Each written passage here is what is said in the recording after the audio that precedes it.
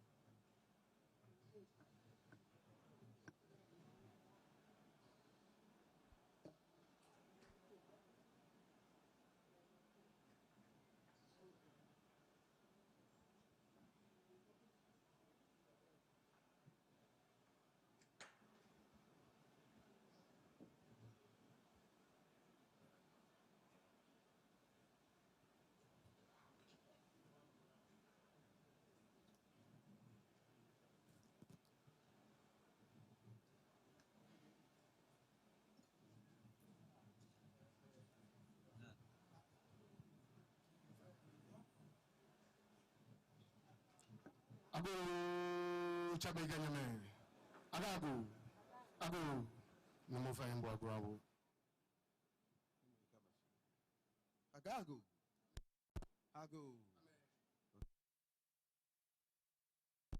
Amen.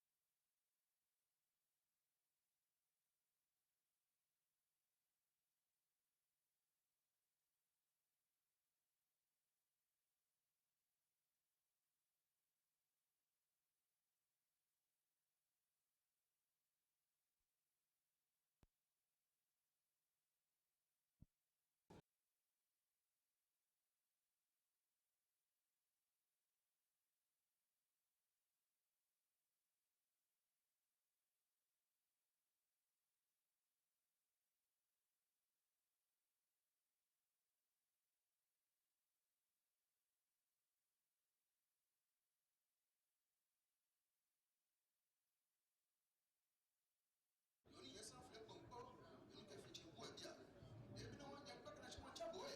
Ko le ka tawo ti ka ba dia. O kana so mo ko nu, ya je mo ko nu, dudu kwa mo ko nu, o so tu nga mo ko nu, na do mo ko nu, ba ke mo ko nu. Ho no masa ba mo ko nu, mo ni sai mo ko nu. O ko mo ko no nya mo ko no ko mo ko na di ko mo ko no bla mo ko no kuma ga mo ko nu. O sa mo me tu me tu mo ko nu. Yo ka me ga sa bi fi di fi no ko no. O bo shi pa mo ko nu. Adade mo ko mi chawe mo ko no ma mo ko na di se mo ko na mo ko pe ko ahitani e mo ko no ga jawo ki no abajo awo ko no ka do lo owi bi owi aya ye me to lo bi to lo abiega bi o to mo da ti ka de de ago ka pa ro mi fe no go mo ga jawo ki abajo awo o su da de mo ko no asma bli wo mo ko no ko ma ko do mo ko no asma bia e mo ko no sen officiel pa mi fe no go mo ni ga jawo ki abajo awo ena kole aboyo ofie ushio kakubili katamanso osu emisa aye ifojo aploma akotia asibi aboye die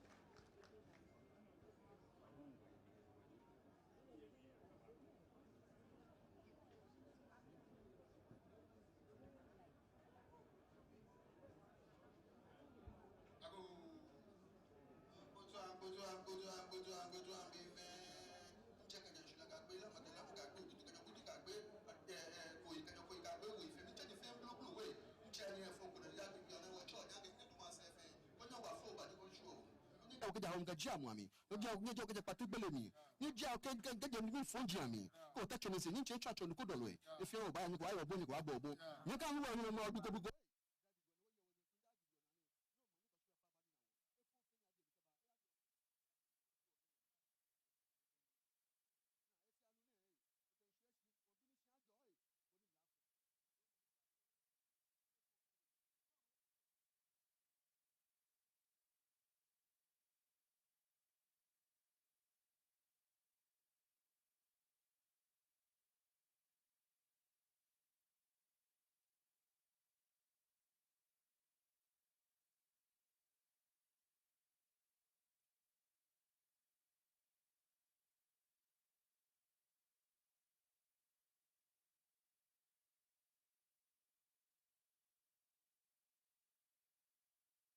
Please help me appreciate him for securing for us the blessings of God Almighty. Absolutely. Now, for some of our visitors from afar and from nearing countries in Africa, Wulome, way back in the day, were intercessors, spiritual intercessors between the ancestors and our land. So traditionally, what it means is to give thanks to those who have departed and also to those who are here, and especially those who are decision makers, policy makers, and those who are yet to even come, generations to come. So we give them a big applause one more time for their benediction. And so with the blessings of God Almighty delivered to us through the gods, the ancestors, and the deities, let me say a very good evening to you, AU champion and President of the Republic of Ghana, the convener of this great summit and this Durbar, Your Excellency John Dramani Mahama, our special guest, the Prime Minister of Barbados, Your Excellency Mia Amomodle, the Speaker, the Vice Speaker, I beg your pardon, of the Council of Nations, Upper Chamber of the People's Democratic Republic of Algeria, Your Excellency Aziz, Ministers of State, Heads of Diplomatic Missions, Your Majesties, Royal Highnesses, esteemed delegates, friends and well-wishers from home and abroad. We welcome you to this Grand Durbar. It's a traditional Durbar coinciding with Juneteenth, the first of its kind to be held outside America. And this comes as we commemorate 2 days of deliberations on the next steps to the landmark United Nations resolution on the trafficking of enslaved Africans.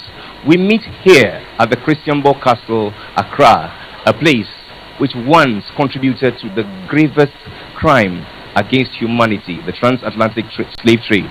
But we meet here in the spirit of togetherness, in the spirit of restoration, of repair and repentance, trusting that our time here will be a celebration for all our efforts in recognizing this grave crime against humanity and a greater resolve to never let it happen again.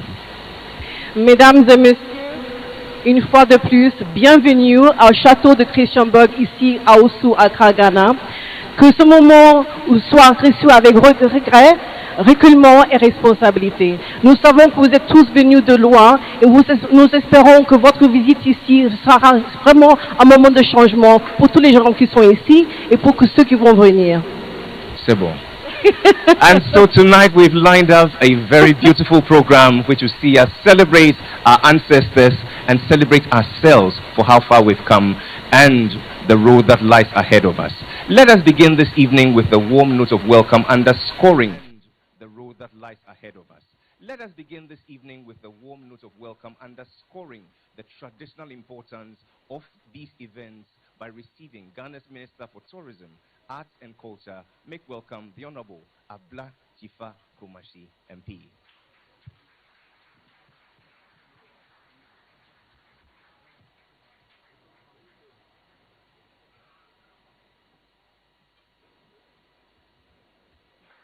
Hello, yes. Your Excellency, President John Dramani Mahama, President of the Republic of Ghana, Prime Minister of Barbados, our very own big sister, mother and friend, Mia Motley, Speaker of Algeria, Mr. Nasri Azouz, Nananum, Nime, Name, very distinguished traditional leaders, honorable ministers of state, especially my dear younger brother, Honorable Okujetu Ablakwa, members of the diplomatic corps, representatives of the United Nations and the African Union, esteemed scholars, elders, cultural custodians, leaders and advocates of Pan-African culture and diaspora affairs, distinguished delegates and participants, the media, ladies and gentlemen around the world participating in this program via the internet. It is with profound honor and a deep sense of historical responsibility that I welcome you all to this Durbar of chiefs and people, held here in the historic Osu Castle, which stands as evidence of the historical trauma of trafficking of enslaved Africans. This gathering follows 3 days of expert meetings and high-level consultations held from the 17th of June to this morning. Mr. President, Lale Mulo, Lale Mulo, Nyedakama Chito Duma, Lale Malema, Lale Mulo, Lale Malema, Nyedakama Chito Duma, Lale Mulo, Lale Mulo, Lale Mulo, Nyedakama Chito Dume, Lale Male, Lale Mulo, Lale Male, Nyedakama Chito Dume, Lale Mulo. Your Excellency,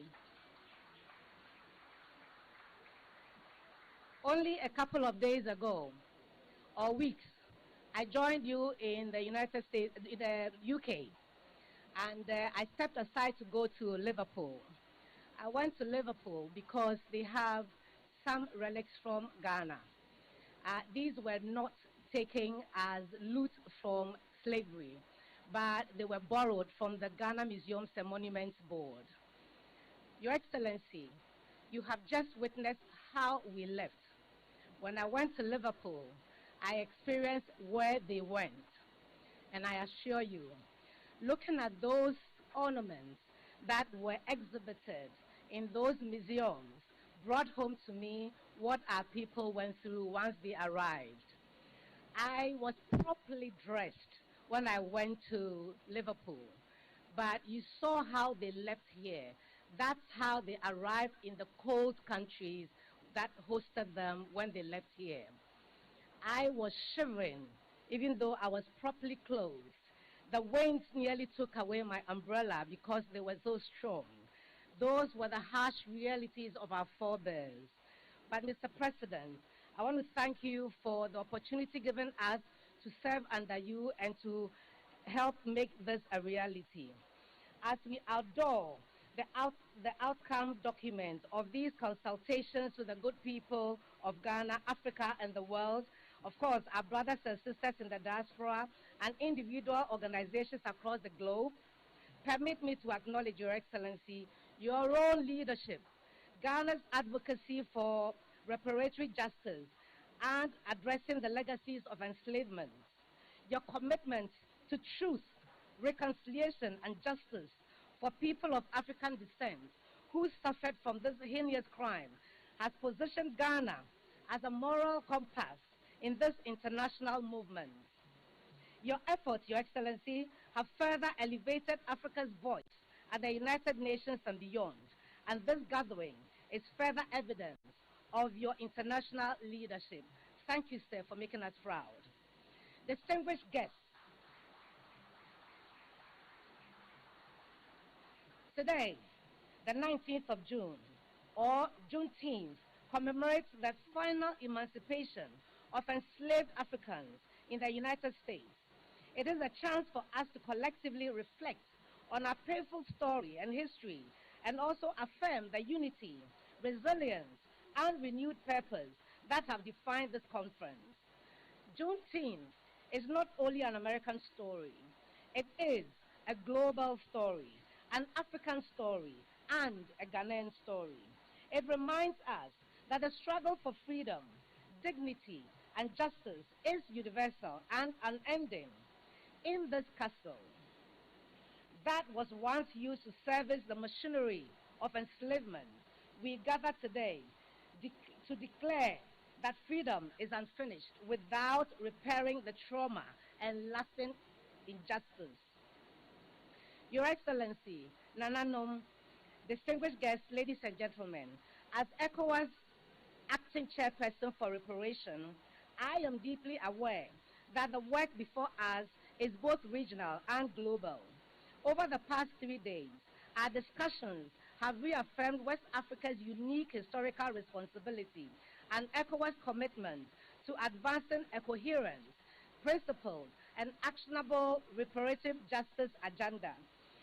This Durbar brings together our traditional authorities, the custodians of memory and identity, the technical experts whose deliberations give flesh, spirit, and cultural context to the work before us. Guided by our ancestors, those of us blessed to be in this army must be prepared to defend this cause with everything in us. As we adore the conference outcome document, let us be guided by 3 principles. Truth. Truth to confront our shared history with honesty and courage. Justice, to pursue reparative frameworks that restore dignity and promote healing. And reconnection, to strengthen the bonds between Africa and its diaspora as partners in development, culture, and global solidarity. Distinguished guests, Ghana has shown leadership, while our cultural institutions, creative sector, and heritage sites, such as this very castle, remain central to shaping a future where remembrance inspires renewal and enables us to take charge of our narrative. This must be a narrative that honors the past, gives further substance to declaration of the trafficking of enslaved Africans as one of humanity's gravest crimes, and ensures that that evil is never repeated. It must not be a fragmented narrative written to suit the comfort of others. As the saying goes, until the lion rides, the story will always glorify the hunter. So radical truth-telling and leadership in authoring and narrating our stories should be a priority going forward. Distinguished ladies and gentlemen, to our chiefs and traditional ladies and leaders, we thank you for your presence and blessings. To our international partners, we appreciate your steadfast commitment. And to all participants, your contributions over the 3 days have laid a strong foundation for the framework transformative work ahead. On this note, very distinguished ladies and gentlemen, as you leave, I urge you to continue listening to the sound and for the sound of the talking drums, the shakers, the castanets, the bells, the flutes. These sacred instruments will carry the message from your brother, friend, uncle, colleague, and my president, H.E. John Dramani Mahama. He will call you again, because this is not an event. This is a journey going forward to restore hope to the African continent. So, I welcome you warmly to the closing Durbar of this remarkable conference.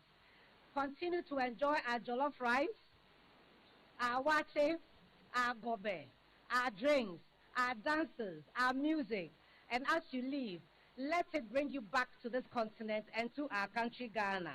We will welcome you once again with the proverbial Ghanaian hospitality. May our unity endure. our purpose be strengthened, and our resolve be deepened. I thank you. Thank you very much, Honorable Ablaji Fagomashi, Minister for Tourism and Cultural and Creative Arts. Thank you very much for your insightful speech.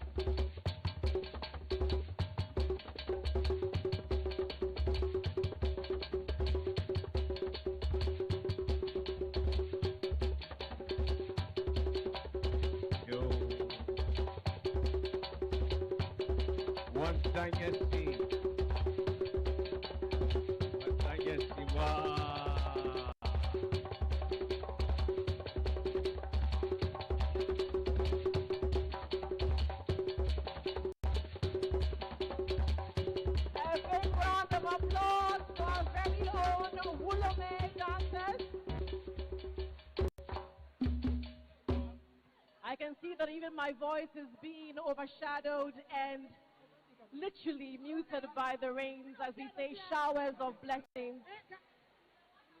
Ladies and gentlemen, we would like to also acknowledge in our midst this afternoon, all the way from the Republic of Congo, His Excellency Constant Serge Boanda. May we please give him a big round of applause for attending this ceremony. Minister of Foreign Affairs, Francophonie and Congolese abroad of the Republic of Congo. Merci d'être ici avec nous cet après-midi. Merci, monsieur. Excellencies, ladies and gentlemen, it's time for us to hear from the custodians of the land.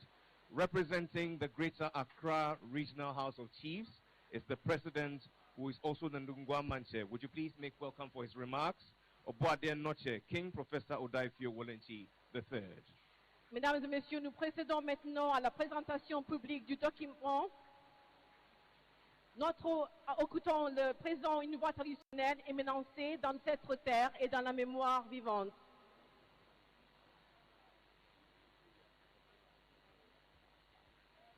The Vice President of the National House of Chiefs, the Bupira Jinapo II, will deliver the address.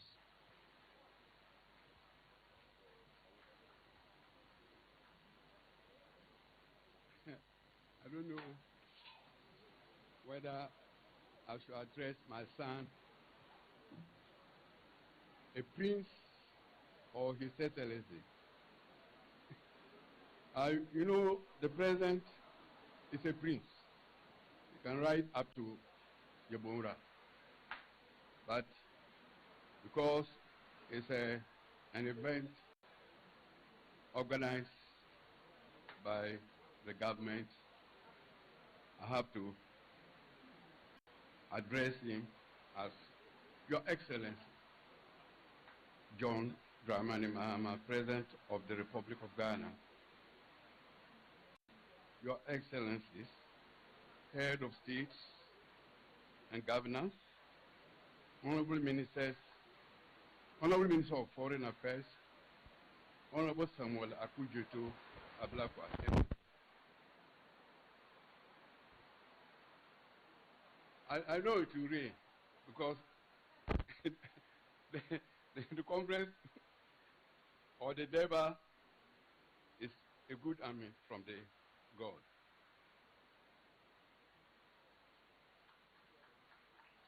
Representation from the United Nations, representatives of the African Union, CARICOM, and CELAC, Your Royal Magistrates and revered traditional rulers, Your Royal Highness, my cherished Queen Mothers, members of the Diplomatic Corps, representatives of the African diaspora, our friends from the media outlets, both local and international, here present. Ladies and gentlemen, I think all protocols duly observed. I bring you warm greetings on behalf of the National House of Chiefs and on my own behalf as the Vice President of the House. I am deeply honored and highly delighted to address this important gathering of profound historical significance.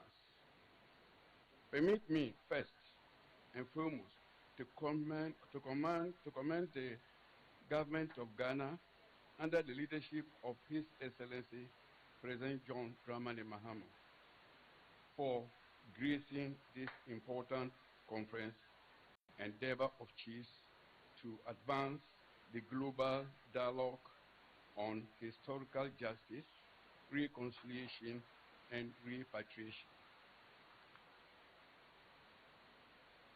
We are convened here not only as representatives of nations and institutions, but also as custodians of the shared human story.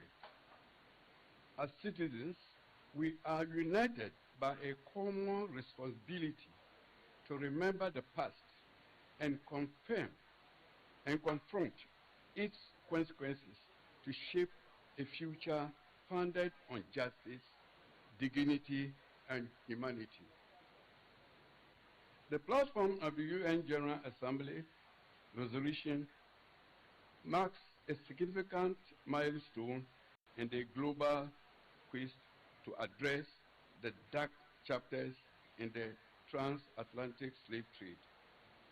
Millions of Africans, including women and children, were forcibly removed from their homes and lost touch with their families, denied their fundamental human freedom, and were instead subjected to inhuman treatment in the hands of their slave masters.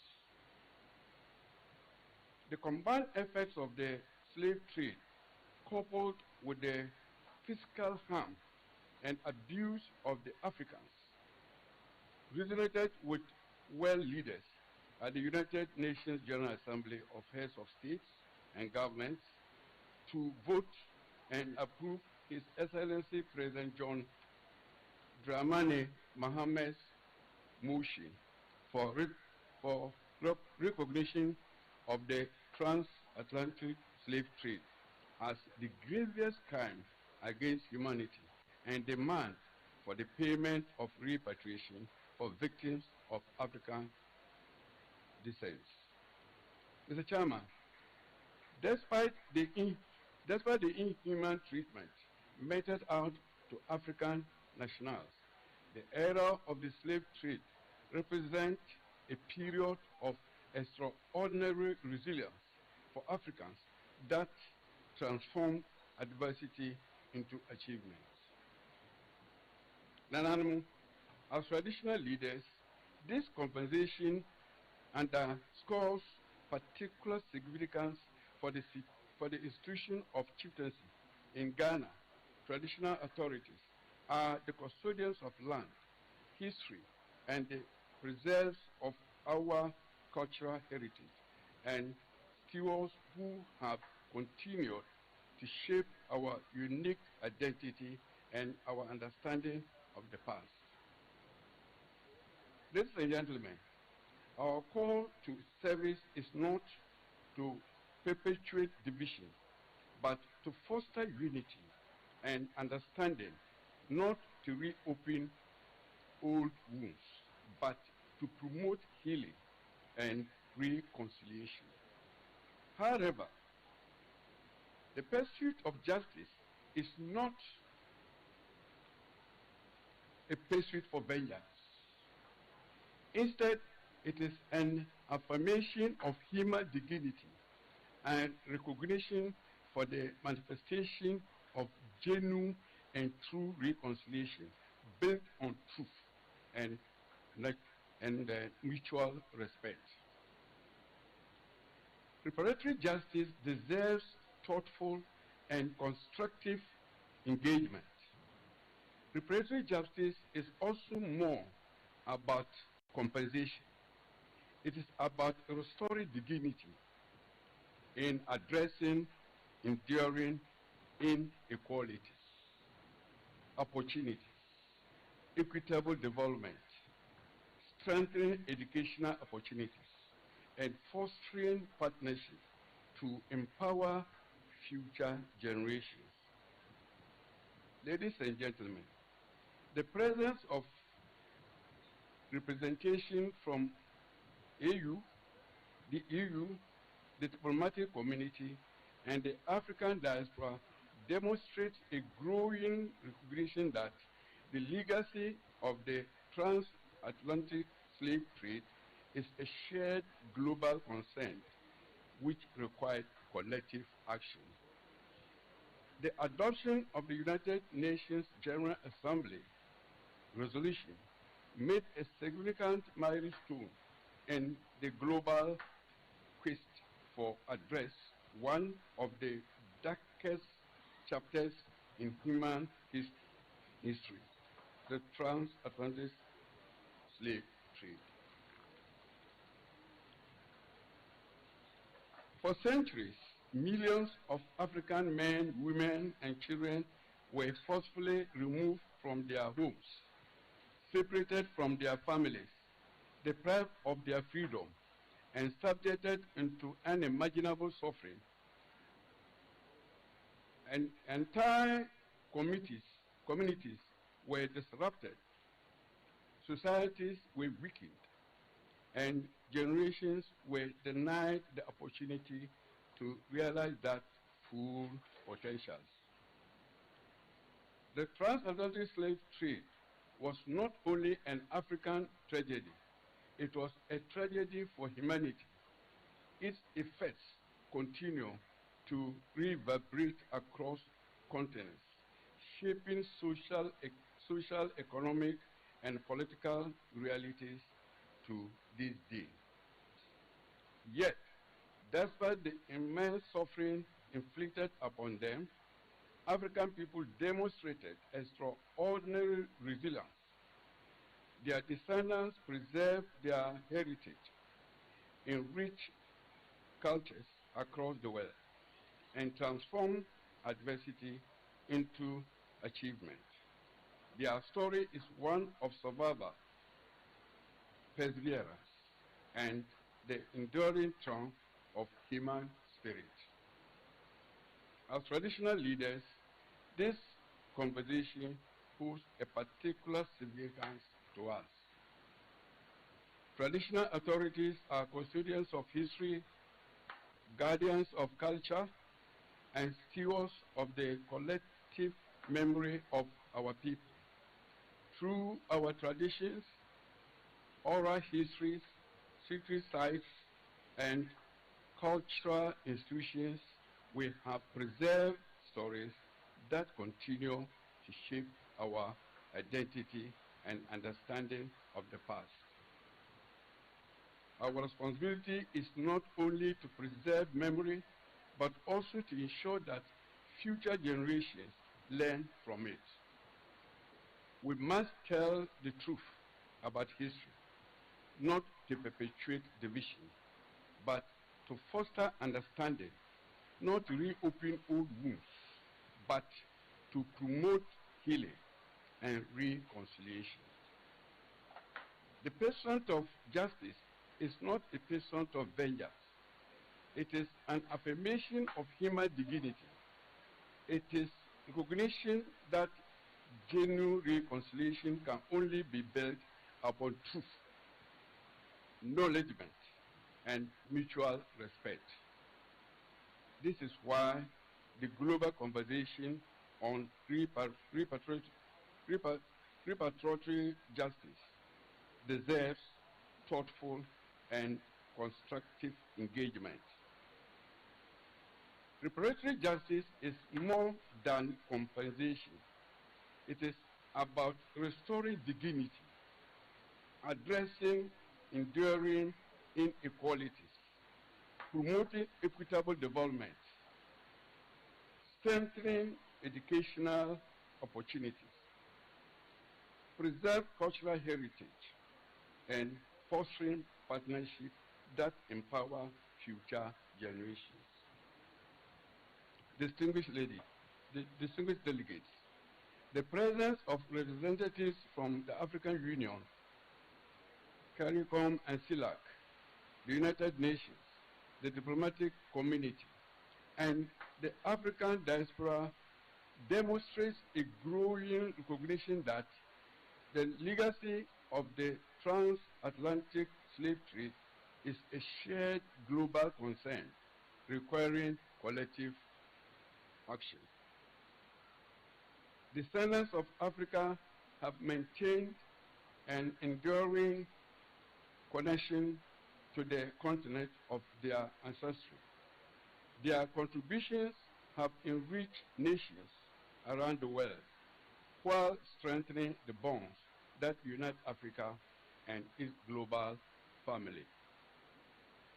Ghana remains proud of its leadership in fostering these connections through initiatives that promote cultural reconnection, investment, tourism, and people-to-people engagement. Our nation has sought to transform remembrance into meaningful partnership and shared progress.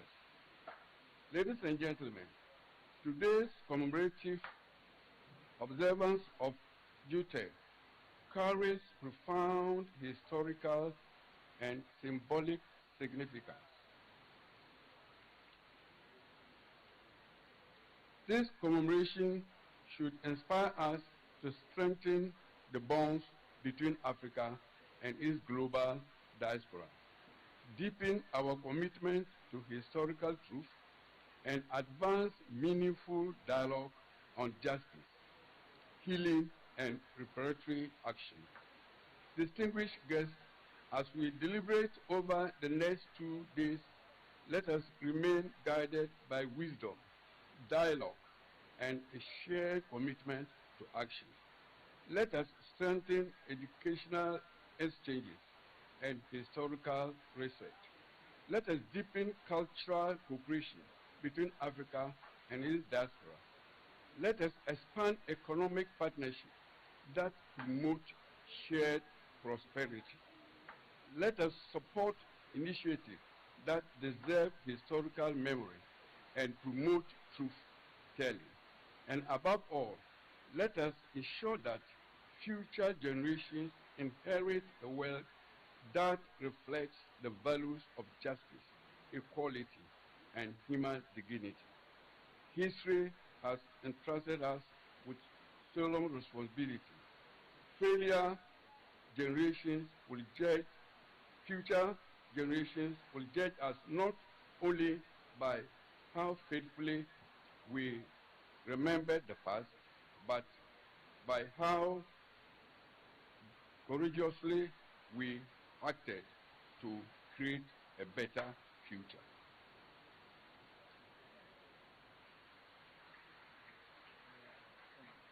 May our deliberations be fruitful. May our partnership grow stronger. Before I end my speech, I would like to thank everybody who have made time to attend this important conference. I pray that Almighty Allah and our sisters will lead you back home with safe journey and safe flight. Thank you for your kind attention. God bless our homeland. And may God bless you, the Bupewura Jinapo II, who happens to be the Vice President of the National House of Chiefs.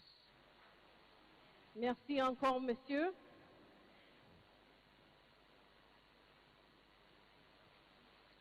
And now, Your Excellencies, ladies and gentlemen, here to outdoor the outcome of the document of the conference, make welcome Ghana's Minister for Foreign Affairs, the Honorable Samuel Okudzeto Ablakwa, MP. Mesdames et messieurs, nous procédons maintenant à la présentation publique du document final de la conférence, un engagement commun envers la mémoire, la justice et l'action. Mesdames et messieurs, le ministre de l'État étranger, Honorable Samuel Okudzeto Ablakwa. Your Excellency, President John Dramani Mahama, African Union Champion for Reparatory Justice, Your Excellency Mia Amo Motley, the Prime Minister of Barbados, I acknowledge the distinguished Speaker, the Right Honorable Speaker of the Parliament of Algeria, Ministers of State, leaders of delegations, heads of regional organizations, brothers and sisters. I am delighted to announce that the Next Steps Conference did not end inconclusively. It is not every conference, as you know, that participants are able to agree and reach a convergence on what the outcomes should be. The 2026 Accra Next Steps Conference had an emphatic conclusion, and all participants have affirmed to work together on what has been put together as the Next Steps Accra commitment.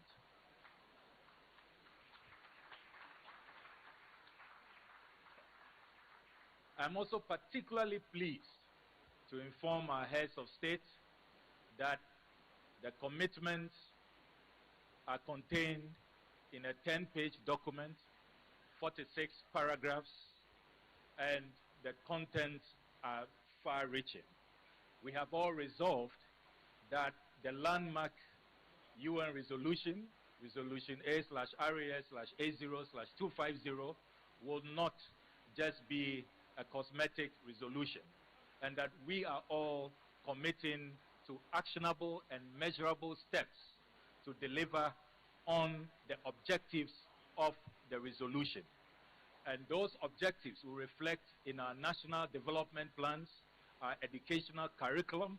It will also reflect in the UN Secretary General's report to the 82nd session that should be next year's United Nations General Assembly. Governments are also committing to establish museums, to preserve monuments, so that we will ensure that denialism, minimalism, erasure, all of those negative tendencies we have seen, those tendencies are defeated by our collective commitment. But perhaps what should excite all of us is the other achievements that we have documented in these next steps. At this conference, we received great news from the Dutch government that they have catalogued 2,000 artifacts that they have decided to return to the motherland. And they carried out a symbolic presentation last night to President John Dramani Mahama. So this outcome document has attachments. The first attachment is a catalogue of 2,000 artifacts from the Dutch government. The second attachment is a declaration by the government of Germany to also return artifacts that they have identified and are willing to return to the motherland. So that is our second attachment to this outcome document. Then we have also heard from the foreign minister of Denmark. And you know where we are, the Osu Castle was built by the Danes. The foreign minister of Denmark announced during this conference that the Danish government has decided to work with all of us in our coalition, the government of Ghana, to preserve this castle and all the castles that they built during that dark period, to help to memorialize, to ensure that there is truth-telling and to guarantee non-repetition. We have also heard from French President Emmanuel Macron, who has also announced that France will work with our coalition to establish a scientific commission so that where our artifacts are located, who is keeping them, who is hiding them, we can find all of them and return them to the motherland.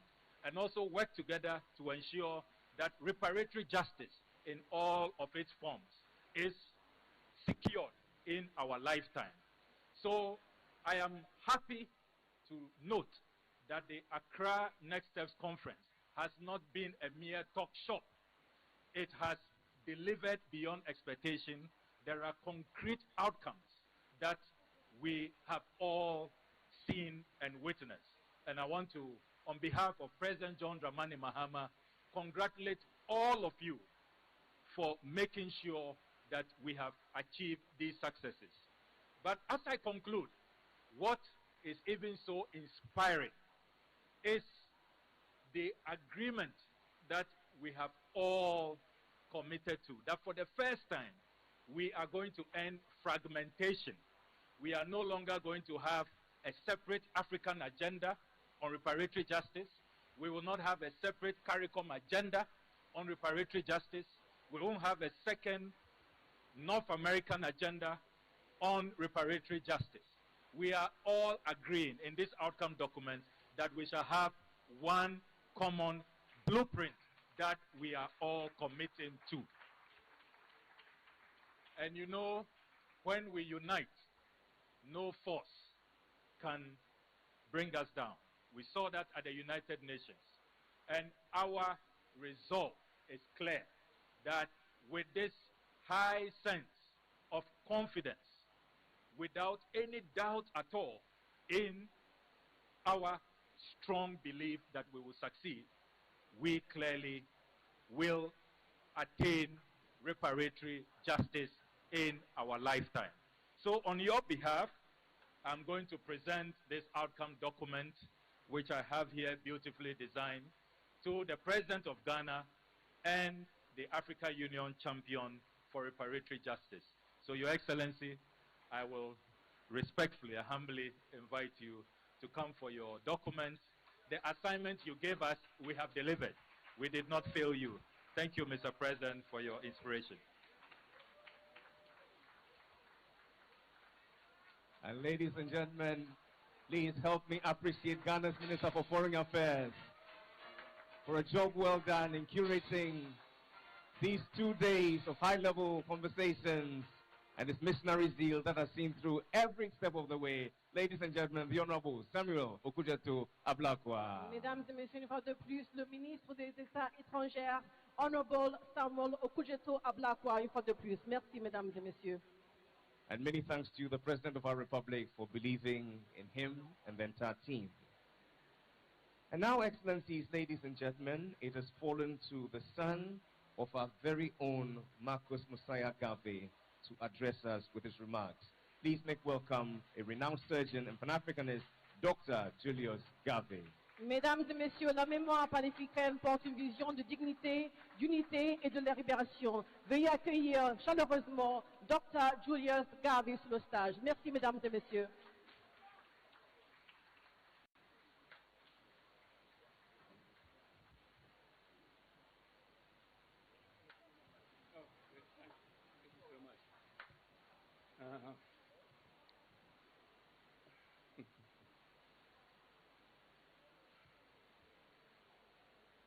President John Mahama, President of the Republic of Ghana, Prime Minister Mia Mottley of Barbados, other heads of state and dignitaries, excellencies, honored guests, ladies and gentlemen. It is indeed a pleasure for me to be here today. I'm a little bit surprised at being asked to say a few words, but I think I can speak with confidence that today is a continuation of the work that my father started more than 100 years ago. A big round of applause.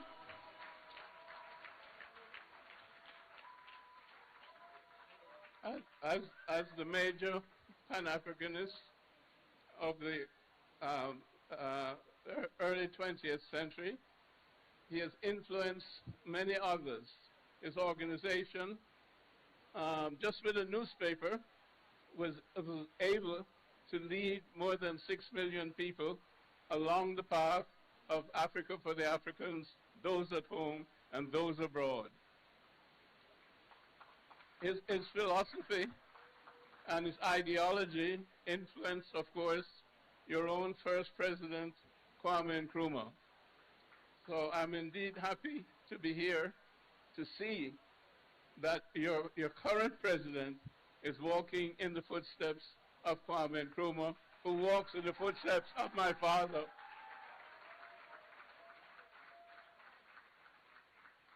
I represent, in some sense, civil society organizations in the United States of America. As you know, we're not represented by a government.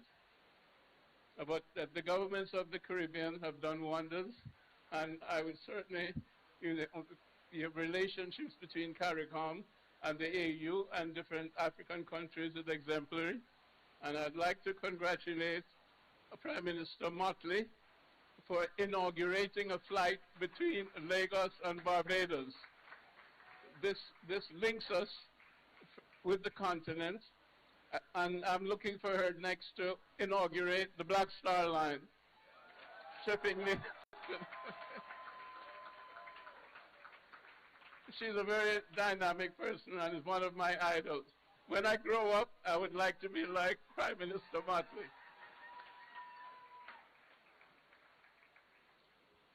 You know, Africa is the richest country in the world.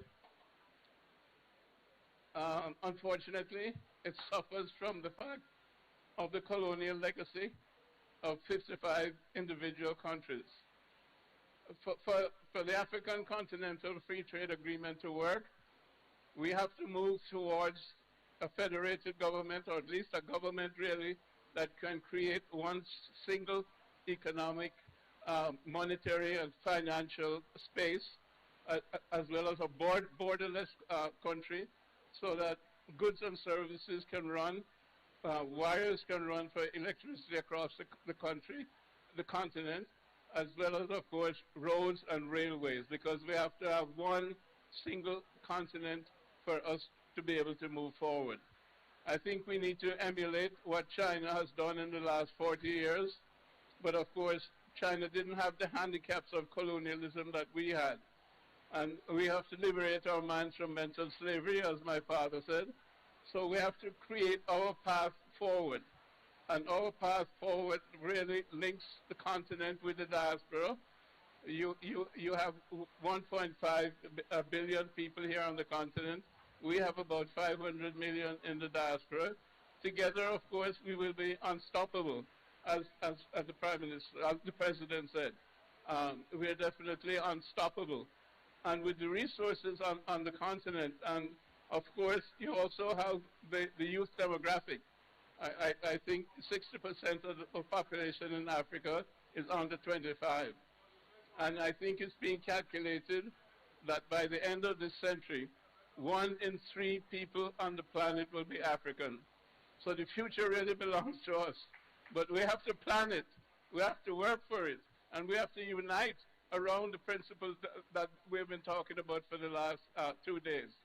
But it's very, very important for the diaspora to be part of African development because, you know, we've lived in the belly of the beast.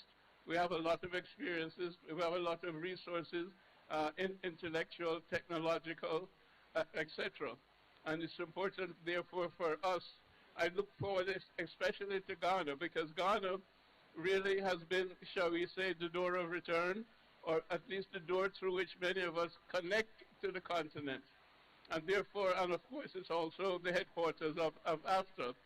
So I think Ghana has a significant responsibility to reach out to the institutions in the diaspora to systematize the relationships so that we have a clear path forward to come back to invest, to visit as tourists, and to participate institutionally in the development of the continent.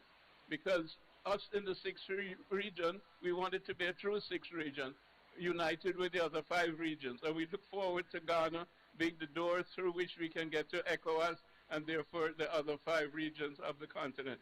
So it's indeed a pleasure for me to be here, and I look forward to working together with everyone here in the future to make the future certainly a more prosperous one for all of us. But we have to create also a new world order, multipolar order, that puts humans first. And of course, that's an African paradigm of humanism, as opposed to the Western paradigm of materialism and technology. So the future belongs to us, and with our ideas, with our youth, and our commitment to humanity in general. So thank you very much. It's been a pleasure.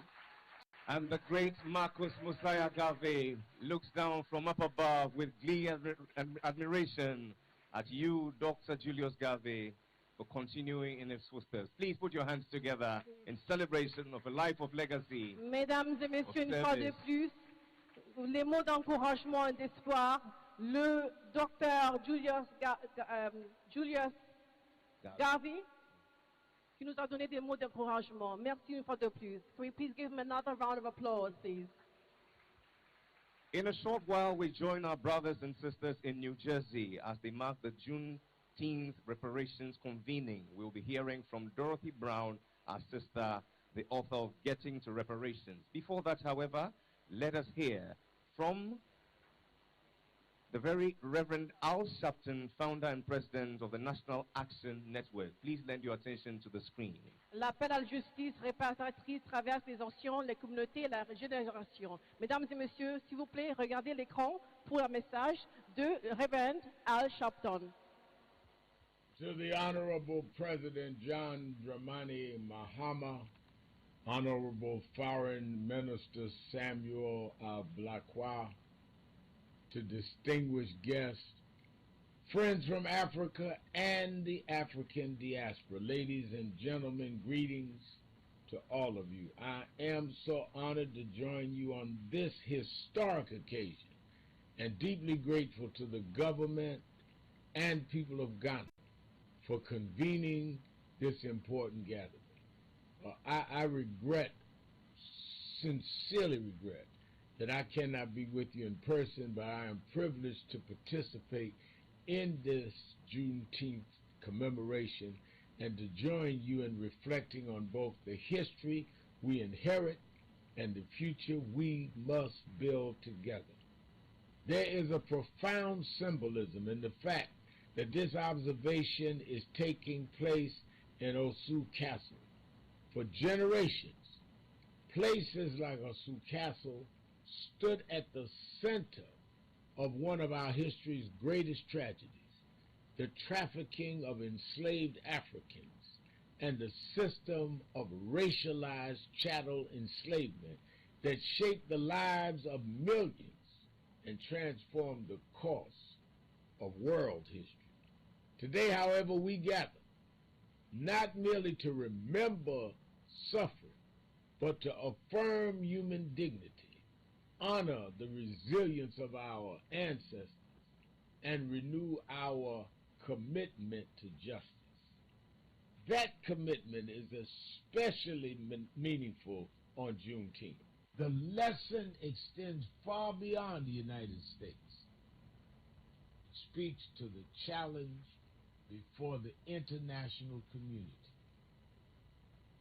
And that challenge is there today. The adoption of United Nations Resolution ARES 8250, Resolution ARES 8250, was a historic achievement no matter what anyone says. For the first time, the international community formally recognized the trafficking of enslaved Africans and racialized chattel enslavement as among the greatest and gravest crimes against humanity, and acknowledged their enduring consequences. But recognition is only the beginning. The question before us now is whether we will transform recognition into responsibility and responsibility into action. That is why this conference matters. That is why the work of the Global Advisory Panel on Reparatory Justice matters. And that is why the continued engagement of governments, civil society organizations, faith communities, scholars, cultural leaders, and citizens around the world matters. Nearly 60 years ago, Dr. Martin Luther King Jr. asked the question that still challenges us today. Where do we go from here, he said. I believe the answer begins with a commitment to dignity, liberty, and community. Dignity reminds us that every human being possesses inherent worth. And liberty reminds us that freedom must be more than a promise. It must become a lived reality. Community reminds us that our futures are connected and that justice ultimately requires us to work together. As we gather in Ghana at this historic place and on this historic day, let us honor the memory of those who endured slavery by strengthening our commitment to the work that remains. Let us commit ourselves to truth. Let us commit ourselves to understanding. Let us commit ourselves to participation. And let us commit ourselves also to repair. Future generations will judge this moment not simply by what we said, but by what we built. They will judge it by whether we strengthened the institutions, relationships, and civic capacities necessary to advance justice and preserve freedom. Let us therefore move forward with courage. Let us move forward with honesty. Let us move forward with humility. Where do we go from here? We go together. May God bless the Republic of Ghana. May God bless our president. And may God bless the United States of America and those that fight.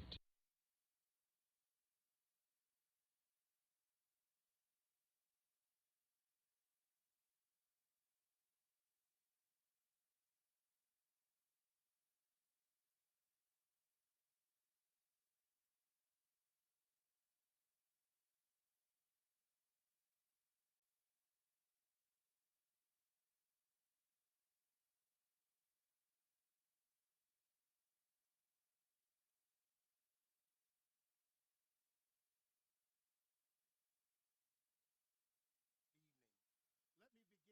Let me begin by extending my profound gratitude to His Excellency President John Dramani Mahama, to the government of Ghana, and to the people of this great nation for convening this historic moment. It is my high privilege and distinct honor to stand before you in this sacred place at this consequential hour among those committed to their enduring pursuit of justice. And even as the rain comes down and the winds howl around us, it feels fitting. The winds of history have been howling for generations, calling us to this very moment. There are some places in the world where history feels close, and then there are places like Ghana where history is not behind you, it is all around you. It is in the soil, it is in the water, it is in the castles, it is in the names, it is in the memory. And for those of us in the diaspora, to stand here is to confront both the wound and the wonder of who we are. The wound of what was taken and the wonder of what survived. That matters.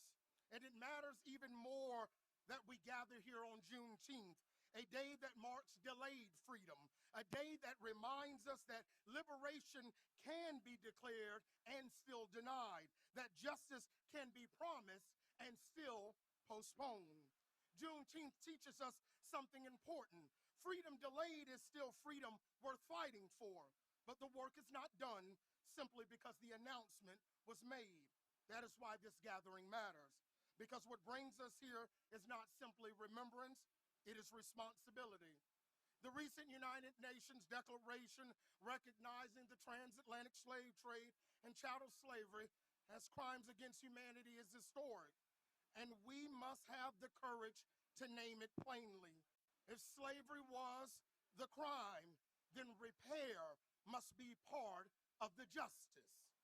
Recognition must become repair, memory must become policy, and history must become action. I am proud to stand here representing the Congressional Black Caucus of the United States Congress.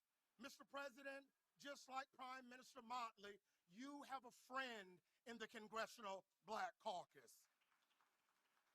The CBC, founded in 1971 by 13 black members of Congress who understood something fundamental. Black people needed power organized in government, not just protests in the streets, to defend our interests and shape policy. And in many ways, that story is connected to Ghana, because Ghana was the first African nation to break the chains of colonialism in modern Africa under Kwame Nkrumah. And just as Nkrumah taught the world that black sovereignty was possible, the CBC was born to prove black political power in America was necessary. Different geographies, same struggle. Because the struggle for black freedom has always been bigger than any one nation. It knows no bounds. It is not confined by oceans. There is no land border too great to contain the human longing for dignity and self-determination and justice. That is the story of free people around. Too great to contain the human longing for dignity and self-determination and justice. That is the story of free people around the world. And it is a story that connects Ghana to Black America, the Caribbean to Latin America, Africa to Europe. Different journeys, shared destiny. That same spirit is what connects this conversation on reparatory justice. And let me be clear, reparatory justice is not charity. It is not about asking favors. It is not about accountability, just accountability. It is about repair. It is about recognition that wealth was extracted, land was stolen, nations were destabilized, and generations were denied the full inheritance of their humanity. And if we are honest, we know the afterlife of that step is still with us. In America, it shows up in wealth gaps, health disparities, voter suppression, educational inequity, and systemic exclusion. Across the globe, it shows up in underdevelopment, debt burdens, stolen artifacts, and fractured economic systems. Different manifestations, same unfinished business. And so the work before us now is simple to name, even if it is hard to do. Tie the rail and hammer the nail. Do the work of building the structures that make justice real. Not just statements, not just summits, not just symbolism. Structures, policies, partnerships, frameworks, because silence is not neutrality and neither is delay. The question now is not whether the world recognizes the harm. The question is whether we have the courage and discipline to build something worthy of repair. Because one hand cannot tie a bundle and no one nation can carry this work alone. That is why the next chapter must be structured global Black cooperation between Africa, the Caribbean, Europe, Latin America, and Black America. Because justice, like freedom, knows no bounds. This work will require all of us, governments, legislatures, civil society, faith communities, scholars, and movements, working in concert, each tying the rail and hammering the nail, government to government, legislature to legislature, institution to institution, civil society to civil society, movement to movement, people to people. And the Congressional Black Caucus stands ready to be a part of that architecture, not as observers, but as partners. Because as a Black American standing in Ghana this evening on Juneteenth, I know that my own story did not begin where I was born. It began here too. And maybe that is the deeper truth of this moment. That which was broken across the Atlantic can also be rebuilt across the Atlantic, but only together. Because the future is looking back at us, praying that we will see far beyond our own time, that we will have the courage to do more than remember, that we will build, that we will repair, that we will leave behind institutions strong enough to carry justice forward long after we are gone. History has brought us here. Responsibility keeps us here.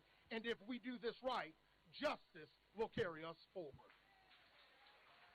Mesdames et messieurs, Monsieur Vance Evans, Executive Director, Congressional Black Caucus, ces mots d'encouragement, ensemble on agit, on avance ensemble avec force. Through her service, she makes us know that small is not the same as being silent. Make welcome the Prime Minister of Barbados, Her Excellency Mia Motley. Mesdames et messieurs, veuillez accueillir chaleureusement le ministre primaire Mia Motley.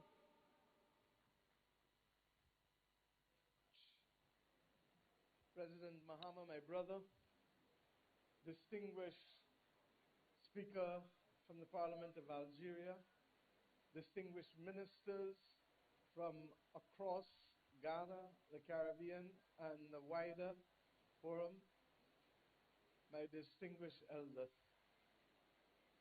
Judith Garvey, distinguished people all. This day today carries both joy and warning. Freedom proclaimed must always be freedom delivered. I want to say to you that I'm 60 years old. I've been to the Cape Coast Castle, but nothing prepared me for this afternoon. I do not in any way understate the poignancy and the emotion that was stirred in my spirit from the reenactment here at this castle. The truth is that it is one thing to speak of it. It is one thing to read it. But the manner in which the students of the Ghana Performing Arts School reenacted both the arrival, the detention, and then the passage through the door of no return will remain singular in my memory for what we experienced. It is almost impossible for me to congratulate them because the devastation of what they reenacted does not sit well with any form of congratulatory language. But we recognize that when they told us that a picture speaks 1,000 words, there is nothing like being a witness to the bald reality of the oppression that we saw. My friends, today we also heard from other persons, and we know clearly that our story did not start in the Caribbean. Just as you heard just now from Mr. Evans, his didn't start in the United States of America. We know this deeply because in our own colonial legislature, I've indicated to you, we became the place where the first legislation was passed that proclaimed that black persons were no longer human, that they were subhuman. It was the 1661 Slave Code, a law that gave help to a legal machinery that would literally cement in the minds of millions of people for centuries the degradation of African people. That truth, my friends, is heavy. And we carry it because it is critical for us to make repair unavoidable. It is critical that we don't forget the heaviness. And I ask us tonight, what does it mean to celebrate freedom when others among us are still suffering? When we continue to face development deficits that so could be changed if we had a different understanding and if we did not globally stand on a colonial and imperial framework that denies us the opportunity of being treated equally. What does it mean to sing the songs of liberation when our people continue across Africa not to have access to electricity? And when countries across the world with similar economic circumstances are graded differently for their access to international capital markets? What does it profit us to sing songs of liberation while those artifacts and those things that tell our story remain outside of our control? My friends, I say that history has gathered us here, but it is faith that has kept us here. And it will be faith that will propel us to duty, and it will be duty that will send us forward collectively as one people. Memory for us must become organization, and grief for us must become strategy. Pride must become power. and reparatory justice is a duty owed to people whose labor enriched others while their own development was denied.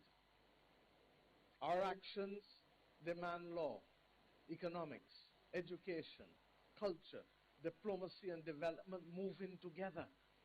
But as I said yesterday, it must not be the province of just those of us in government or those of us in academia or those of us in some civil society groups. We must place our people at the center of this conversation. And our people must understand that we seek not to create wounds that will be divisive, but we seek in the mission that so many others have done before us to seek healing and reconciliation. Much of the Western world admires Nelson Mandela. They hail him as one of the greatest human beings to have lived in the 20th century. They speak of his resilience. We ask them to speak of his example of truth and reconciliation as well. For if they so do, then it means that these conversations, which the King of England, when he was Prince Charles in Rwanda, indicated to us, that this was a conversation whose time had come. But you wonder why, when he said those words, it was not published across the Western world. We now have Pope Leo. We now have President Macron. We have other actions that have developed through this conference with the return of artifacts. But that in and of itself does not carry us there. The resolution which we pass at the UN and here today give us a door, but it is unity that will give us the strength to walk through that door. I pray here in Accra that we not be divided by language, by geography, by passport, by party, or by generation. The children of Africa, whether in Bridgetown or Kingston or Accra or Kingstown or Port of Spain or Lagos or Dakar, the children, whether in New York or Bahia, carry a story that is connected.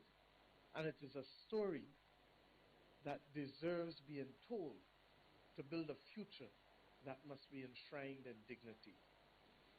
We come to Accra to insist on justice with discipline. We know that development is repair.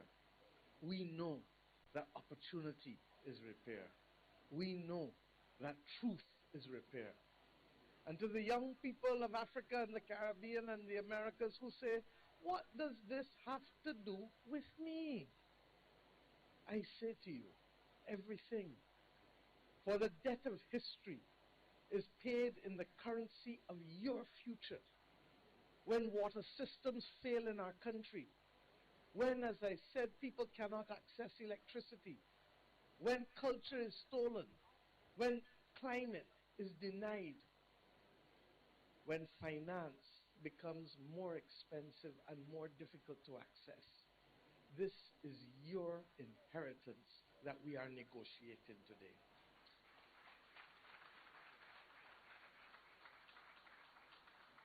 At Ghana's independence, we heard that destiny, your freedom, was tied to the freedom of all everywhere.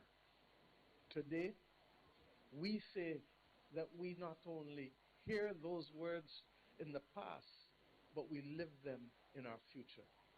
We have a new charge as daughters and sons of Africa, as daughters and sons of the African diaspora.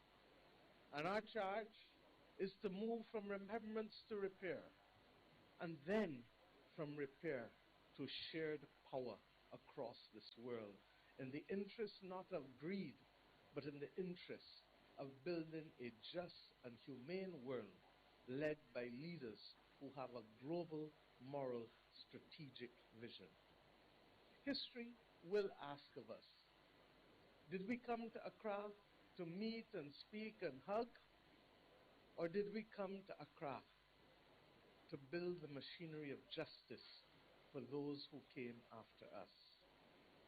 Let, my friends, the answer remain in the document that we have just seen Minister Ablakwa pass to President Mahama. Let it remain in the CARICOM 10-point plan, which I shared with you yesterday. Let it also be said by our ancestors that they recognize us by our resolve. And let our children inherit proof that we were equal to this hour. I say to you as I leave you, one people, one purpose, one aim, one destiny. God bless our mission. Her Excellency Mia Amor-Motley. Mesdames et Messieurs, Premier ministre de Barbados, Mia Amor-Motley. I think we've been sitting for some time. Can we be up? Yes. Please, respectfully, as many as can, let's be up. It is a day of celebration. And let's sing one song that ties us all together. I believe that will be the soundtrack to Her Excellency Mia Amor-Motley's speech. Yes. Can we do it together? Dum dum dum dum dum dum dum dum dum dum dum dum dum dum dum. Together. Old pirates, yes, they robbed I. Sold I to the merchant ships. Minutes after they took I from the bottomless pits. But my hand was made strong by the hand of the Almighty. We forward in this generation triumphantly. Won't you help me sing? Put your hands together. Oh, this song of freedom. Let's go. It's all I ever had. Let's go. Redemption song. Come on. Redemption song. One more time. Redemption song. The last verse. Emancipate yourself from mental slavery. None but ourselves can free our minds. Have no fear for atomic energy, 'cause none of them can stop the time. How long shall they kill our prophets while we stand aside and look? Some say it's just a part of it. We've got to fulfill the full. So, won't you help me sing? Come on. The songs of freedom. It's all I ever had. One more time. Redemption song. One more. It's all I ever had. We sing? Song. Put your hands together. But I'm so sorry I invited you all to sing. You are the worst singers I've ever come across. Shall I pass your chest? And now put your hands together as we receive the gift of the occasion, the President of our Republic, as he delivers the final remark for this evening. His Excellency John Dramani Mahama. Mesdames et Messieurs, c'est un honneur d'inviter Son Excellence John Dramani Mahama, le Président de la République du Ghana.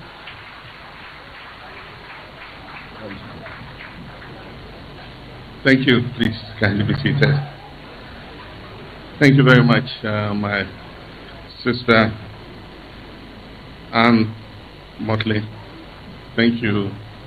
I acknowledge the Vice Chairman of the National House of Chiefs, our traditional rulers, the Speaker, Vice Speaker of the Algerian Parliament, Dr. Julius Gave.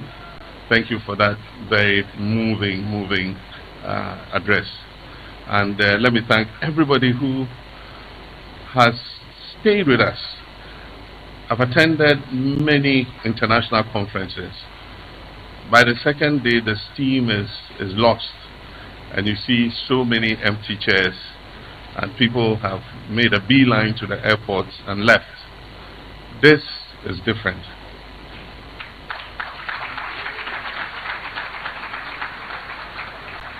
It shows the value of what we have discussed over the last 3 days.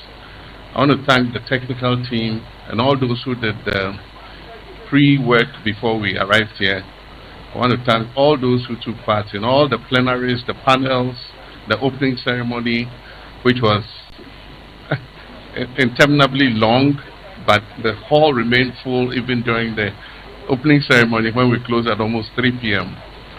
And to thank all those who worked again this morning to finish the outcome document. It's been an honor to receive that outcome document, and it is my hope that the framework that we have established would actually achieve the next steps that we have been looking for. Our voices were fragmented for decades, and it served the interests of some groups to keep those voices fragmented. And so narratives were spun in the Caribbean. Why are you making, a union with Africa from where you were taking? You deserve reparations more than any other person. Same in America, same in Latin America. The slave trade affected all of us emotionally and painfully. We watched that enactment. The enactment shows the various stages that the slaves went through. The raiders who went to the communities and took people's sons and daughters. In this reenactment, you saw the actresses and the actors who were crying for their daughters, Ayanda, and the several other names they were mentioning. In pain, these were their loved ones that they would never see again.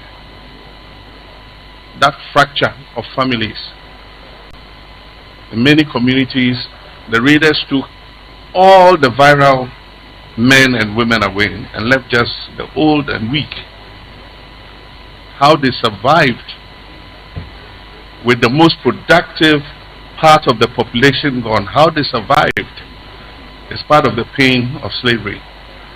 And then to talk about those who were taken away and marched, in some cases, 700 kilometers from the slave markets in the north.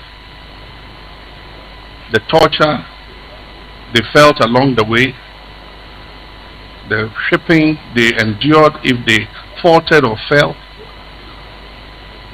and we saw the arrival at the castle in its true state, reenacted, like Anne Motley said, by a very good performance of our School of Performing Arts. And I believe that that's an ace performance that we must take outside to all parts of the diaspora. And already I've discussed with the Prime Minister, when they unveiled the monument to slavery, we are bringing our School of Performing Arts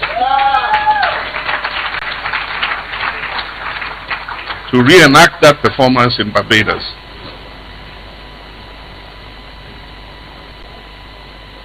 The suffering they endured in the dungeons while they waited for months for the slave ships to arrive. And then the walk down the door of no return onto the beach.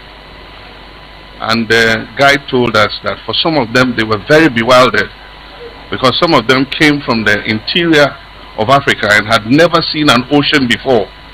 So just seeing that vast expanse of water with the waves, crashing, was a horrible experience for them.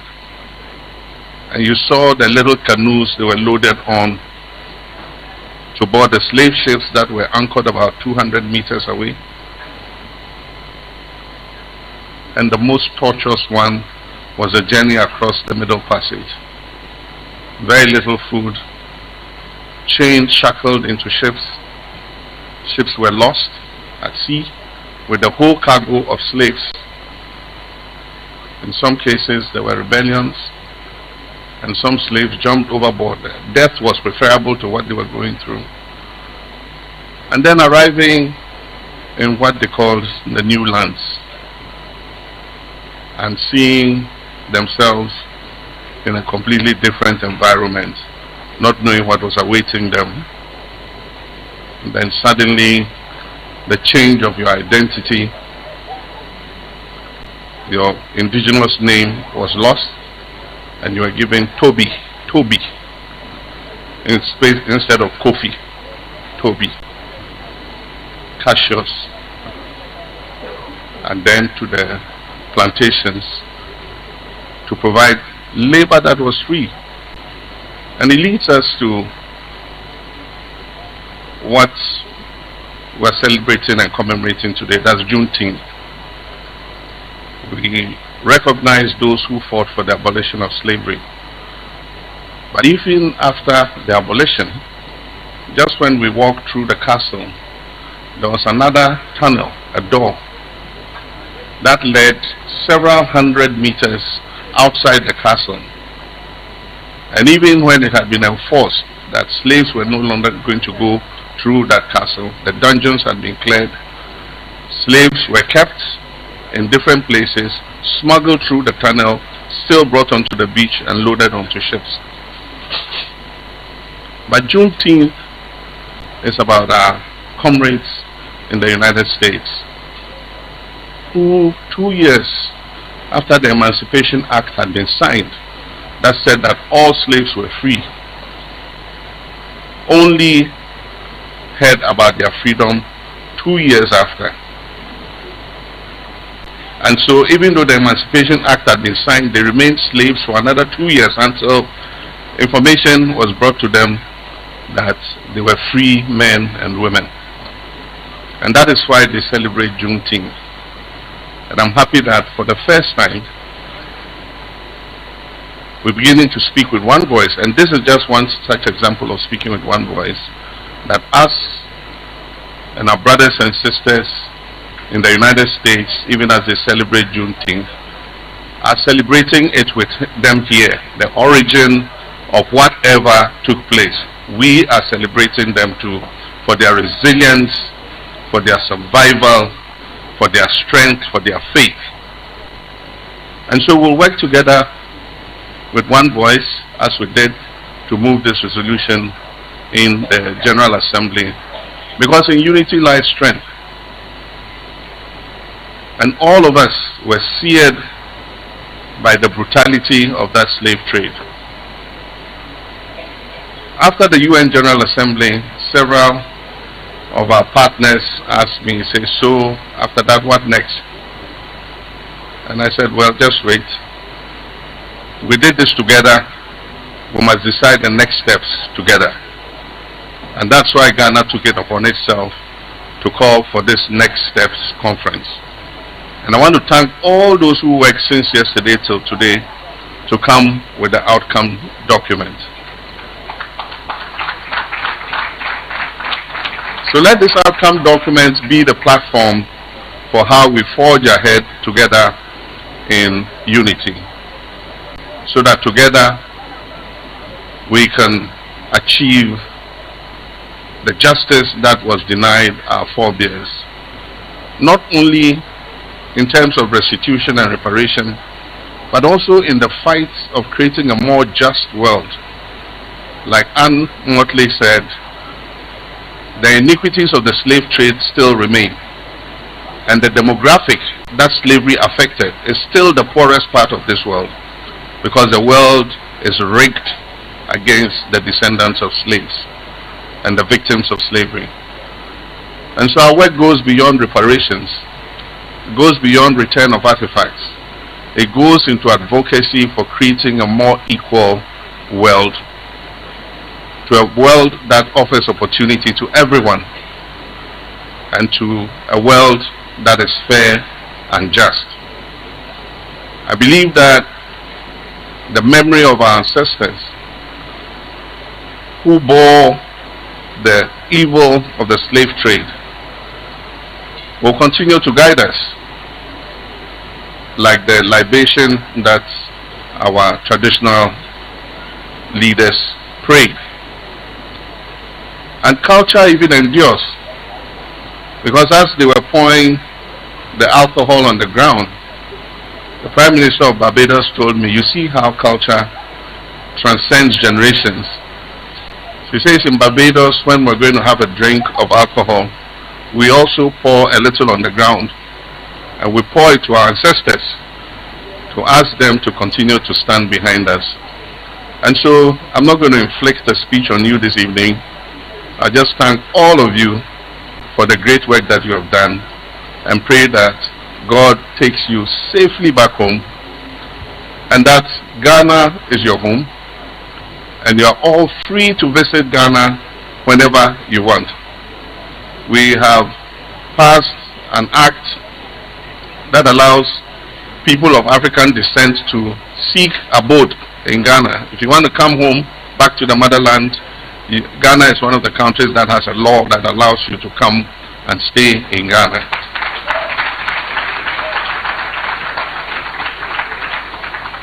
And for all Africans, we have introduced a visa-free regime, and so you don't have to pay for a visa to come to Ghana. And I know the Ministry of Foreign Affairs is working to make the same for the CARICOM countries, and already we have visa waivers with most of the CARICOM countries for Ghana, and so they don't need visas to come here.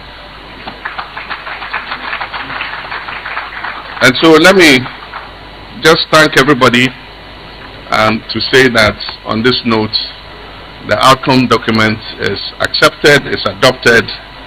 We're going to work together to make sure that we're able to achieve the objectives that are in that document. Thank you very much, and God richly bless you.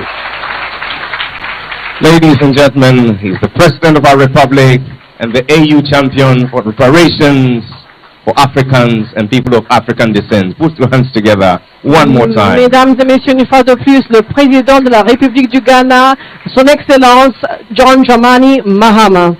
When the great Nelson Mandela said, "It always seems difficult until it's done," he was referring to you, Your Excellency. Thank you for your courage in summoning all these nations to adopt this resolution. Please, a round of applause once again. And for the bold step that you've taken on for all of us, for those who have come and those who are yet to come. Thank you, Your Excellency. And now to the moment we've all been waiting for, the moment of celebration. Mr. Drummer, soft palogo feel, hey, anybody feel slow feel. Bring it up, bring it up, bring it up, bring it up, bring it up, bring it up. There are certain sounds you hear in Ghana along the west coast. Ladies and gentlemen, we call it the West African Orchestra. I'm going to induct you all into it. Are we ready? So to this row, you're going to put your hands together. Back, back, let's go.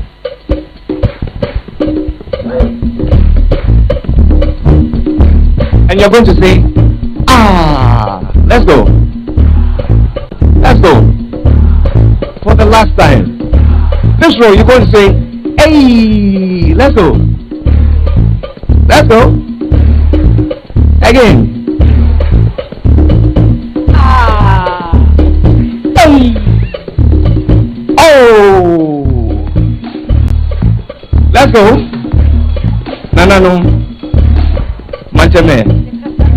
To the back, you say, yeah.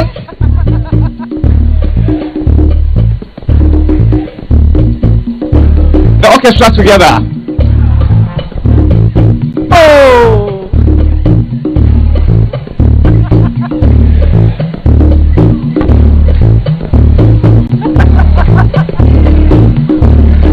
And now, ladies and gentlemen, prepared in heart and in mind, let us receive highlight, the richest music brewed right here at the center of the earth. I give to you Amanzaba.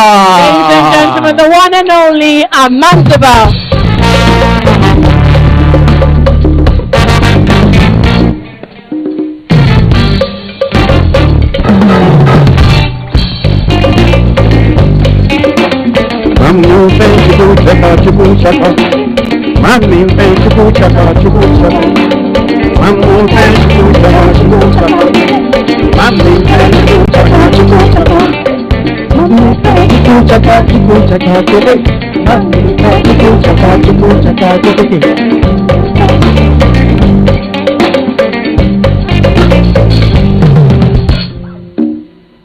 Thank you. Your Excellency, in particular, Your Excellencies, all the distinguished guests here, I'm not supposed to be giving a speech. It's just a song that I have to do, maybe a couple of them. But I've been waiting for this period, this moment, this time. I am just a messenger, and he is a visionary. So I echo his voice from the ancestors to the master of the universe. And once we speak about slavery, it affects every one of us here. So without much ado, I will sing, and then let us all have fun. Thank you very much.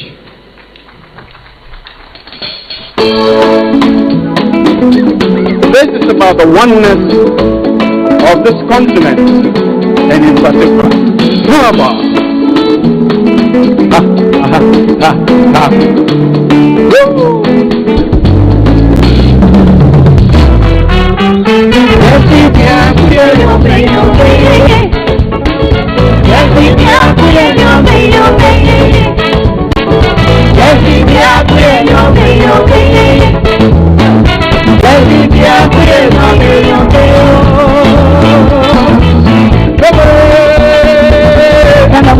One day, we're gonna live. One day. On your free and to no many more. Momentum on your brother. No may you see much. Anything possible. No way. We desire your bounty. Let me ask to me a Jew, baby. Oh, there ain't no one of them. Young Papa Samukum Yango, it's not coming in. I am found out. Young Budget, that you don't be at the Bra. No man, you see my everything possible. We are gonna.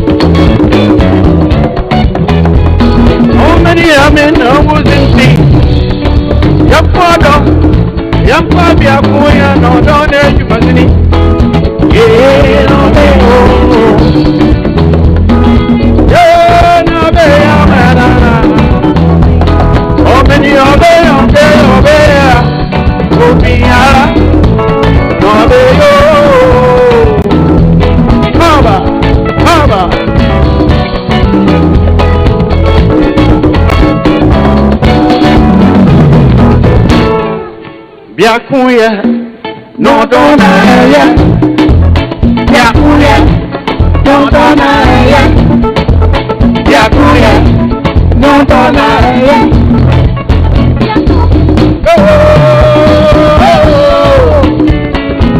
No gonna be where I don't say about the make. I want you to say I know many. I'll make you one on your cover. I'll make you see my drive. Anything possible. Oh, dear, I'm brown now. Oh, my God. Oh, dear, I'm brown now.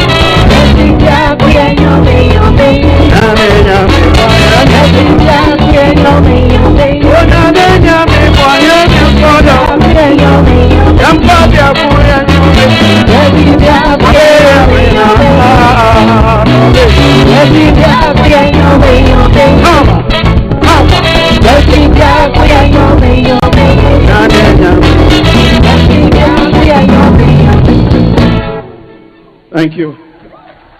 This is what we call high life, and this is Ghana's high life. UNESCO has adopted it, so we have no excuse to just put it under the carpet. We have to bring it up. High life is so sweet. Now, this is our journey all the way from Israel to where we are now. And you have to know that the African is the foundation of life, and all over the world, that is what has happened. There are black traces and footprints everywhere.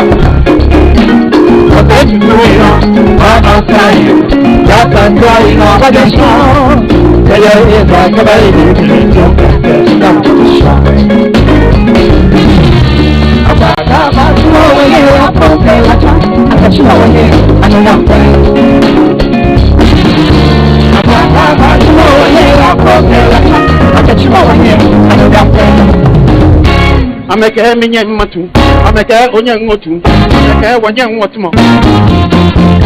Ameke minye matu, ameke onye ngotu, ameke wanye ngotumo.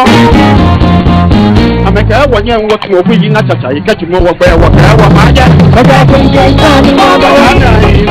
Oja kenje tani mo bo. Oja kenje tani mo bo. Oja kenje tani mo bo. Ojuju oju ni mo ja kenje tani mo bo.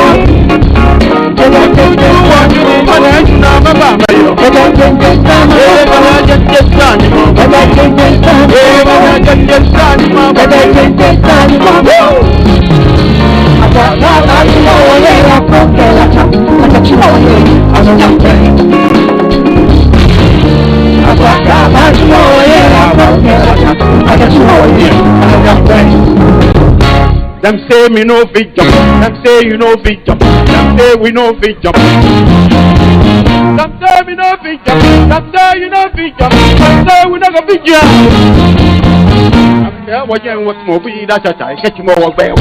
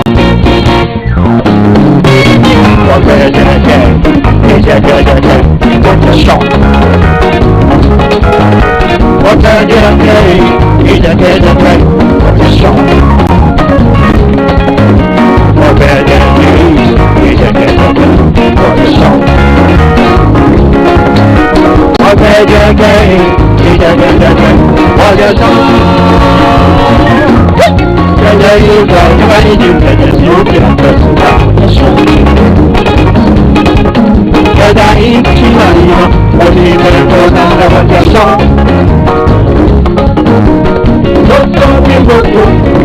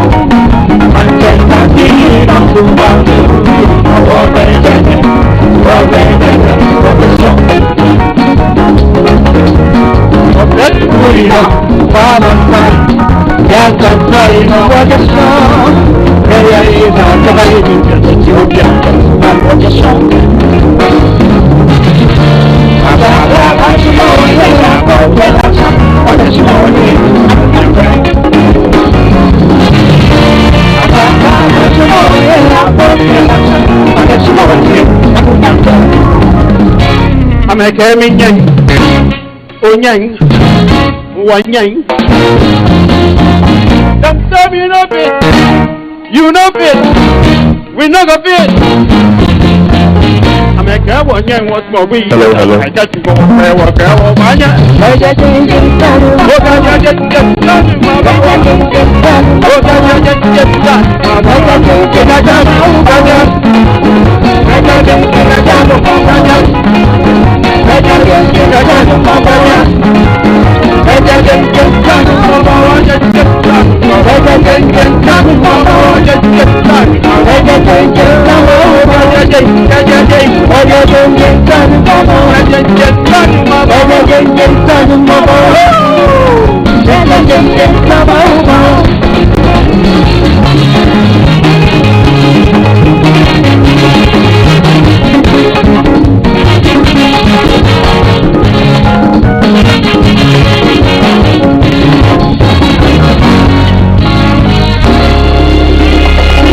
Put your hands together and let's celebrate the genius. Amanziba, thank you very much. Thank you. And now, Excellencies, ladies and gentlemen, Thank you. we lower the tempo by receiving another phenomenal gift. Chief Moomin and the Mansa World Ensemble, they are here to do a special act inspired by the President's speech at the United Nations. Please receive them warmly with a round of applause. This resolution allows us as a global community to collectively bear witness to the plight of about more than 12.5 million men, women and children whose homes, communities, names, families, hopes, dreams, futures and lives were stolen from them over the course of 400 years. I speak these words today not only for Ghana, but also in solidarity with the rest of Africa, the Caribbean, Latin America, and the wider diaspora, and indeed all people of good conscience throughout the world. This resolution is a pathway to healing and reparative justice. This resolution is a safeguard against forgetting.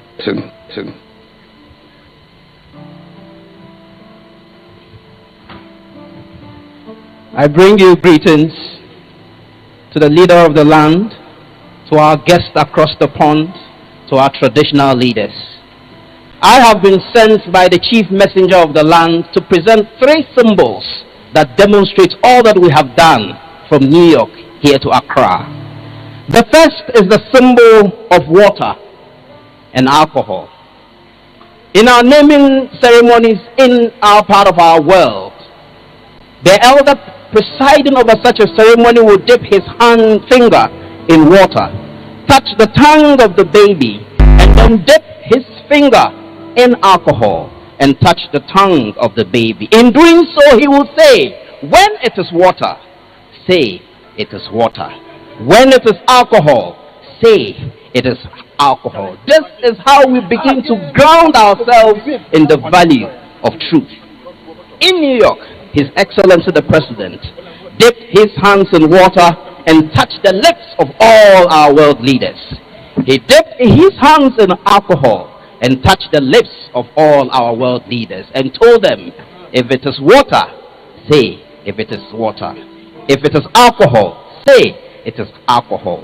123 nations affirm the truth of the slave trade as the gravest crime against humanity.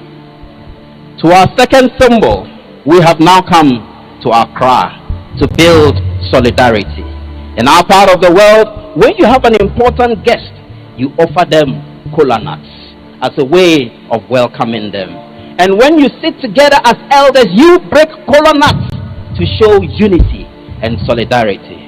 And so we present the kola nuts to our chief messenger, who will also present it to the father of the land and his sister across the pond, that together they will break kola nuts in the symbolism of unity.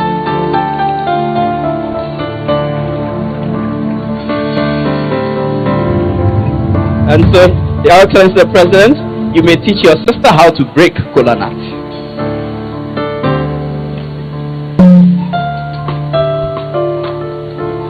Yes. The kola has been broken by our guest.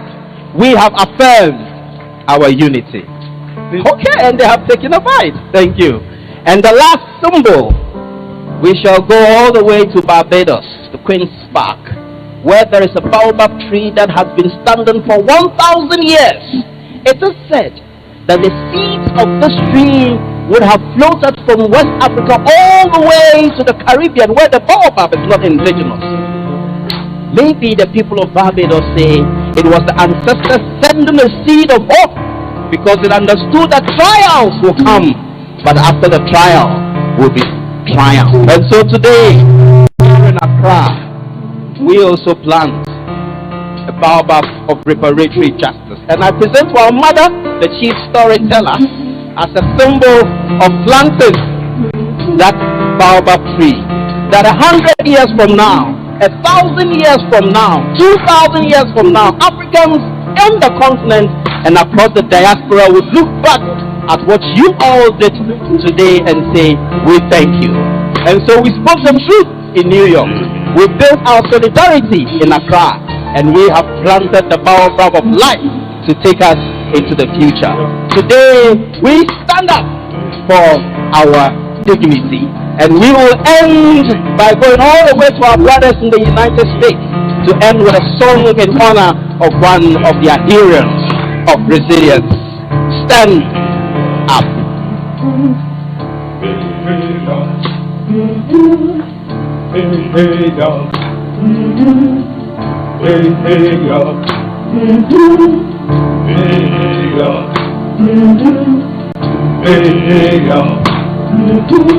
I've been working till my face turned to the sea.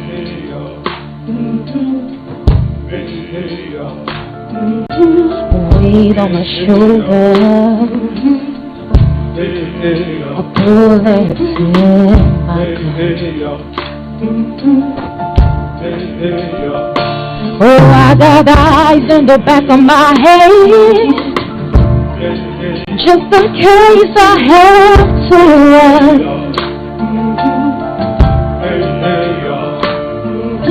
I do what I can when I can, all I can for my people. While the clouds roll back and the stars fill the night, that's when I'm gonna stand up. Take my people with me. Together we are going to a brand new home. Forever, can you hear freedom calling me to where I'm gonna keep on keeping on. I can hear it.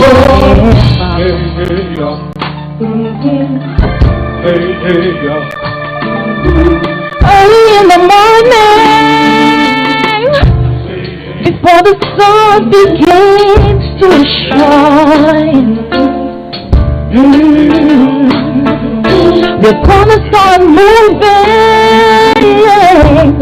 towards that separating line. I'm ready to muddy water. You know I got a made up mind. Never mind if I lose any blood on the way to salvation.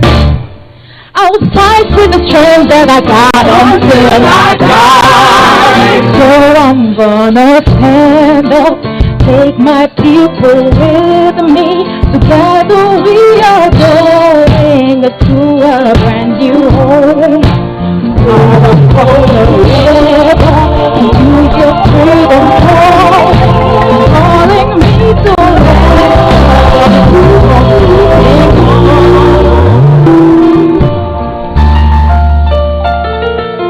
and I know what's in the past might be hard to face 'cause I'm alone, and I just might fail, but long as I try, just something of the stand up, take my people with me. Together we are going to a brand new home.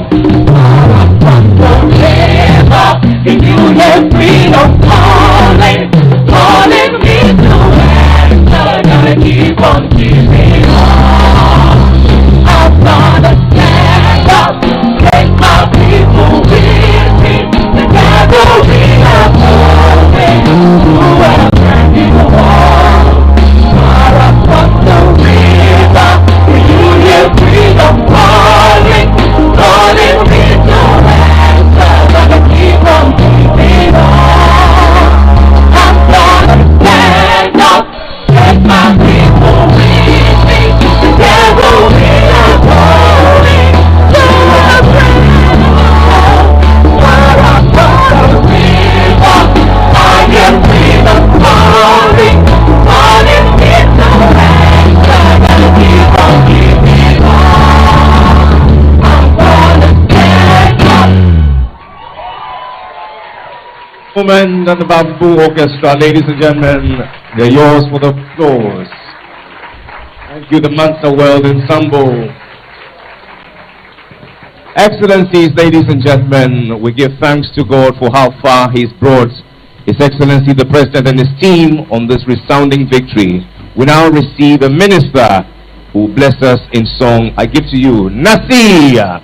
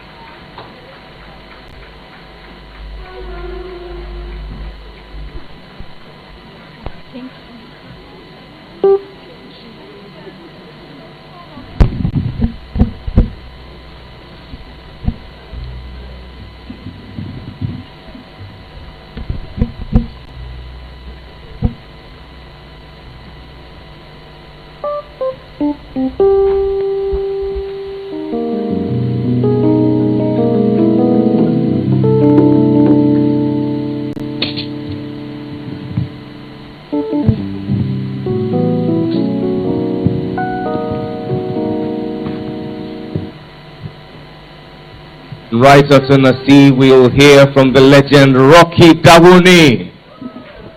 And then it will be a party till Mommy calls us home.